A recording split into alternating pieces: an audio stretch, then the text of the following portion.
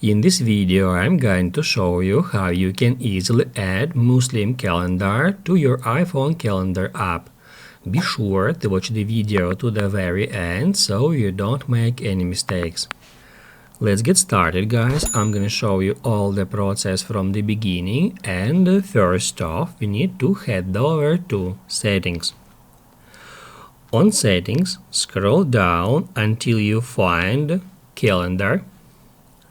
Then get into it, and on the next step, right over here, you can easily find alternate calendars. If we tap on it, we'll be able to add an alternate calendar to our main calendar, and we can select Chinese, Hebrew, and Hijri Islamic calendar. All you have to do is just select it. And then if we head over to the calendar app, we can see that Islamic calendar has been added as an alternate calendar to our main calendar app. If this video helped you out, don't forget to hit the like button.